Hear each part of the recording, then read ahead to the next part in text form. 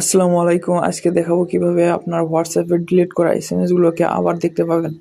আমরা অনেকে হোয়াটসঅ্যাপে এসএমএস করার পর আবার সেগুলোকে ডিলিট ফর এভরিওয়ান করে দিই, যার ফলে সেগুলোকে আপনি যাকে সেই এসএমএসগুলো আপনি যাকে পাঠিয়েছেন এবং আপনি দুজনে কিন্তু দেখতে পান না। সো আজকের ভিডিওতে দেখাবো কিভাবে আপনি এই এসএমএসগুলোকে ফিরে পাবেন। তো আমার চ্যানেলে যারা নতুন তারা অবশ্যই আমার চ্যানেলটিতে অবশ্যই একটি সাবস্ক্রাইব করবেন এবং ফেসবুক পেজ থেকে দেখে থাকলে অবশ্যই একটি ফলো দিয়ে দেবেন। সো চলুন কথা না বাড়িয়ে ভিডিওটি শুরু করা যাক। প্রথমে এর জন্য আমরা চলে যাব প্লে স্টোরে থেকে এখানে গিয়ে আপনি টাইপ করবেন নোটিসেভ, লিখে সার্চ করবেন। সরি, আমার ডাটা অপশন অফ ছিল।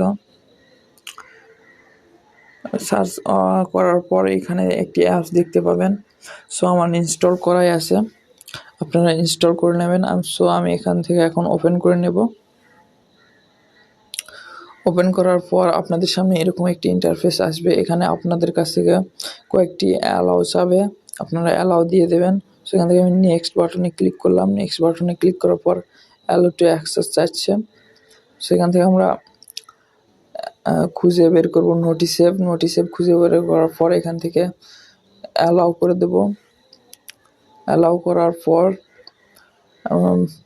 ব্যাক বাটনে ক্লিক করে পিছনে দেব, তারপর আবার অ্যালাউ করে দেব। এখানে আপনার অ্যাপসটি কিছুক্ষণ লোডিং নেবে। তো এখানে আপনার মেন কাজটি, এখানে আপনারা স্ক্রল করে খুঁজে বের করবেন হোয়াটসঅ্যাপ। সেখানে দেখতে পাচ্ছেন আমার হোয়াটসঅ্যাপ। এখানে আমি এই বাটনটি অ্যালাউ করে দেব, টিকমার্ক অন করে দেব। টিকমার্ক অন করে দেওয়ার পর আপনার কাজ শেষ। আপনি আবার ব্যাগে চলে যাওয়ার পর আপনি এখন আপনাকে যে এসএমএস করবে অথবা আপনি যাকে এসএমএস করবেন সে অথবা আপনি যে কেউ ডিলিট ফর এভরিওয়ান এসএমএস করলে আপনি এখানে দেখতে পাবেন সেই এসএমএসগুলোকে। সো ভিডিওটি ভালো লাগলে অবশ্যই একটি লাইক, একটি সাবস্ক্রাইব এবং একটি কমেন্ট করবেন এবং আবার সবার সাথে শেয়ার করবেন। ধন্যবাদ।